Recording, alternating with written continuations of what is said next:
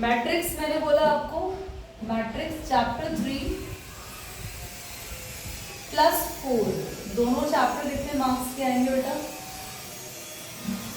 10 marks. Matrix में से एक लॉन्ग क्वेश्चन भी आता है, 5 मार्कर भी आता है कंफर्म, शॉर्ट क्वेश्चंस भी आता है, तो मिक्स्ड ऑफ क्वेश्चंस आता है। मैट्रिक्स है क्या, सबसे पहले समझते हैं।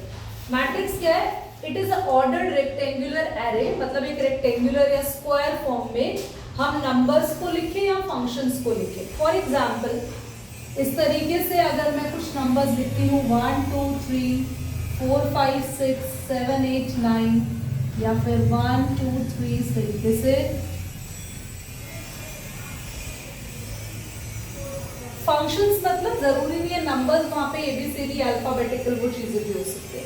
तो अगर हम यहाँ पे नंबर्स को या फिर फंक्शंस को कलेक्टिवली इस तरीके से स्क्वायर ब्रैकेट्स में लिखते हैं, वो रेक्टेंगल फॉर्म भी हो सकता है ब्रैकेट या स्क्वायर फॉर्म भी हो सकता है। देखो ये तो स्क्वायर ब्रैकेट लग रहा है ना, और ये कैसी मैट्रिक्स लग रही है? स्क्वायर लग रही है, रेक्टेंगल। ये कैसी मैट्रिक्स लग रही है? तो that can be a rectangular, that can be a square, but हम लोग इस तरीके की फॉर्म में जब चीजों को लिखते हैं तो उसे क्या कहते हैं? मैट्रिक्स। ठीक है।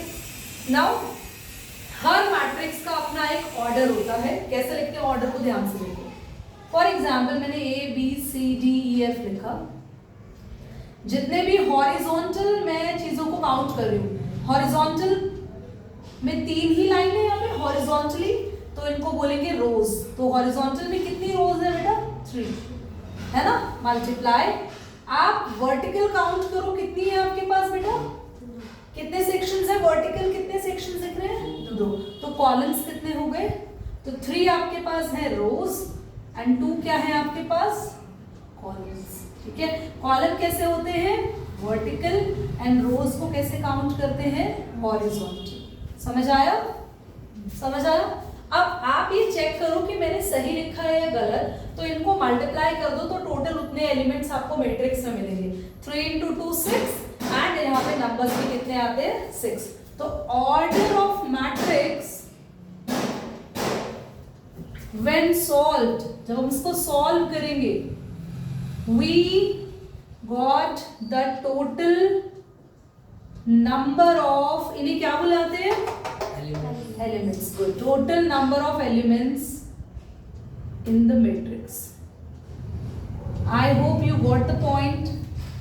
समझ आया? क्या क्या समझ आया? मैट्रिक्स क्या है? नंबर्स का कलेक्शन, जिसे किस में लिखते हैं? स्क्वायर ब्रैकेट में लिखते हैं। नाउ यहाँ पे हॉरिजॉन्टल क्या होती है बच्चा? ये वर्टिकल क्या होते हैं? Column. Now type of matrix पढ़ेंगे, पर पहले ही चीजें क्लियर होगी। मैं करती हूँ उसको थोड़ा सा। चलो क्लास हम सीखते हैं कॉलम मैट्रिक्स, यानी कि ऑल टाइप्स ऑफ मैट्रिक्स। सबसे पहले स्टार्ट करेंगे कॉलम मैट्रिक्स के साथ। जैसा कि इसका नेम है, इसमें आपके पास सिर्फ और सिर्फ एक कॉलम होगा, सिर्फ एक ही कॉलम होगा। हाँ, रोज तो 3 है, पर कॉलम मैट्रिक्स में सिर्फ एक कॉलम। ऐसे ही रो मैट्रिक्स में क्या होगा? जल्दी बोलो, जल्दी बोलो। सिर्फ एक रो। Got it? कॉमा नहीं डालते यहाँ पे एलिमेंट्स के बीच में। Next we have a square matrix. Square matrix क्या होगा? When rows are equal to column.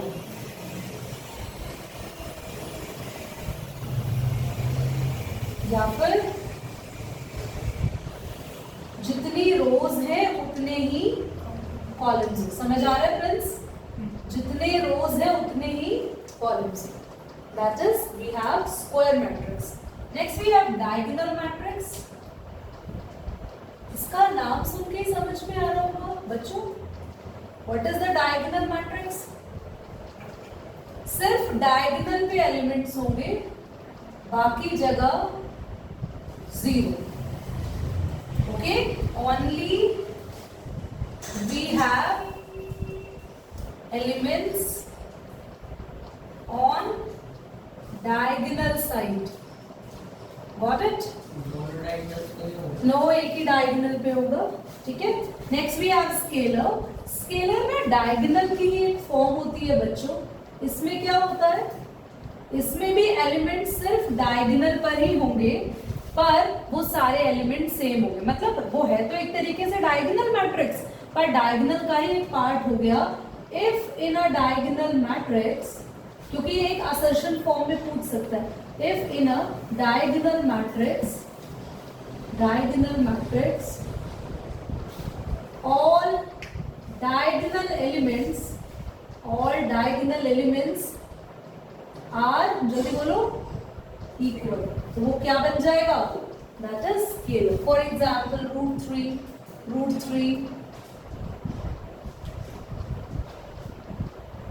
समझ आ गया? ओके, डायगोनल मैट्रिक्स का ही तीसरा टाइप है हमारा आइडेंटिटी। तो ये डायगोनल, जैसे हम यहाँ पर इसको दे हम ए, तो ये डी का फर्स्ट और ये डी का ही सेकंड है, ठीक है। अब कौन सी मैट्रिक्स आएगी? Identity matrix. इसमें है if all elements on diagonal in a diagonal matrix is 1 except any other, कोई नहीं आएगा, सिर्फ और सिर्फ 1। अगर डायगोनल मैट्रिक्स पे सिर्फ 1 आया, what does it mean? वो कौन से मैट्रिक्स हुई? Identity matrix. भाई मुझे नहीं लगता मुझे जीरो मैट्रिक्स बताना पड़ेगा, बता दो। सब zero, that is your zero matrix. सारी मैट्रिक्स समझ में आ गई? Good, write down fast. चलिए क्लास हमें कॉन्सेप्ट सीखेंगे। इक्वालिटी, दिख रहा है ये सब आ रहा है ना? Equality of matrix. देखो इक्वालिटी ऑफ मैट्रिक्स क्या होता है?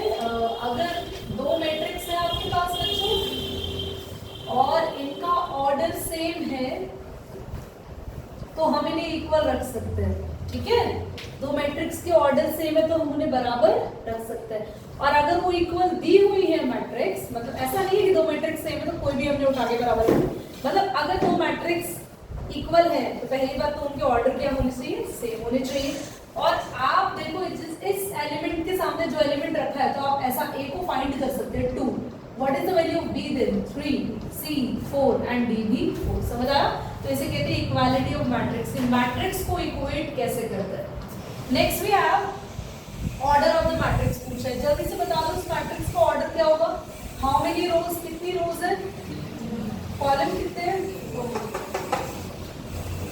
Number of elements. मैंने कहा था नंबर इससे निकाल लेना जल्दी से, कितना आएगा। उसके बाद बोला A13, what is 13? First row third column, first row that is 19। समझ आया? Second row first column, second row में फर्स्ट कॉलम। प्रिंस A33 बेटा बताओ, third row third column A33 इतनी देर, 5/5 हाँ तो इतनी देर थोड़ी लगेगी। Bhavana A24 second row fourth column 12। Dev A23 A3 -5 होगा ना? A33 थर्ड रो, हाँ third row third column -5। Thank you. तो देव का तो क्वेश्चन वही भी करेक्ट हो गया। A23 Meenakshi 23 second row third, yes 5/2। और प्रिंस तुम चाटा खाने के लिए तैयार हो जाओ, कहाँ लॉस्ट बैठे, इतना इजी है। देखो अपने आप से। If a matrix has 24 elements, question कह रहा है कि अगर एक मैट्रिक्स के पास टोटल कितने एलिमेंट्स हैं? 24 एलिमेंट्स है तो क्या क्या पॉसिबल ऑर्डर उसके हो सकते हैं, ध्यान से देखना। तो बस हम स्टार्ट कर देंगे। If matrix has 24 elements, then order can be, start हो जाओ यार। पहला 1 into 24, 1 के टेबल से शुरू हो जाओ, 24 कब कब आएगा। Second order 2 into 12, good. 3 into 8, 4 into 6। अगला 5 के टेबल पे तो आता नहीं, 6 4 हो सकता है, 8 3 12 2 एंड लास्ट आगे यही अपना 24 into 1। तो मैक्सिमम आप ऐसे मल्टीपल्स बना। नाउ एक और पूछा हुआ है, अगर 13 एलिमेंट्स हुए, if it has 13 elements then क्या होगा? देन फर्स्ट हो गया 1 into 13 और लास्ट भी यही हो गया 13 into 1। सेम क्वेश्चन नंबर 3 भी ऐसा ही है, आपको एलिमेंट्स दिए हैं तो आप ऑर्डर खुद बना लोगे। चलो क्वेश्चन नंबर 4 देखो, फर्स्ट पार्ट देखो, ये नोट हो गया, मतलब इस साइड करो, चलो नोट करो दैट। देखो बच्चों, क्वेश्चन नंबर 4 में ना हमें बोला है कि मैट्रिक्स बनाओ कितने ऑर्डर की, जल्दी बोलो, 2 क्रॉस 2। ध्यान दो, यहाँ बाद में नोट करो। तो हमें 2 क्रॉस 2 की मैट्रिक्स तैयार करनी है। तो यहाँ पे कौन सा एलिमेंट होगा? A11 यानी फर्स्ट रो फर्स्ट कॉलम है ना, यहाँ पे फर्स्ट रो सेकंड कॉलम, यहाँ पे सेकंड रो फर्स्ट कॉलम और सेकंड रो सेकंड कॉलम। मैंने नंबर दे दिए इनको ऐसे, ठीक है, जो मुझे मैट्रिक्स बनाना। अब मुझे सारे नंबर्स ढूंढने पड़ेंगे, इसके लिए इन्होंने फॉर्मूला दे दिया। इन्होंने कहा ये नंबर ढूंढने की जरूरत नहीं है, आपको फॉर्मूलाज गिवन है। देखो फर्स्ट में फॉर्मूला गिवन है ना, आपको पहला A11 ढूंढने के लिए I की जगह भी 1 रखना है, J की जगह भी 1 रखना है। 1 + 1 यानी 2 का square 4/2 and your element is 2। Second element A12 ढूंढने के लिए I की जगह 1 रखो, J की जगह 2 रखो, दैट इज 9/2 है ना। I की जगह 1, I आगे है, J पीछे वाला नंबर है, ठीक है। अगला एलिमेंट 2 1, ये भी सेम ही आने वाला है क्योंकि बीच में प्लस है तो कुछ चेंज ही नहीं होगा, 9/2। A22 2 + 2, 2 + 2 यानी 4 का स्क्वायर 16/2, दैट इज 8। मैट्रिक्स क्या तैयार हुई? दो एलिमेंट्स 2 9/2, मैट्रिक्स रेडी हुई। अब क्या आप ये वाला फॉर्मूला खुद लगा सकते हैं? दोनों जगह 1/1 रखेंगे, है ना, फिर 1/2, फिर 2/1, फिर 2/2, है ना, और आपको मैट्रिक्स के कॉलम्स के नंबर्स मिल ही जाएंगे। सारे केसेस के अंदर बस यही करना है कि आपको I और J के लिए नंबर्स रखने हैं यहाँ से देख के, और वो नंबर ढूंढना है एलिमेंट, और एलिमेंट को फिर बाद में आप पुट करना है। Is that easy? ये नोट करके ना आप ना लास्ट वाला खुद अभी कर लो, ये घर कर लेना आप लोग। सेकंड पार्ट, सेकंड तो वैसे भी इजी सही, कुछ नहीं आएगा बेटा इस एक्सरसाइज से आपके एग्जाम में।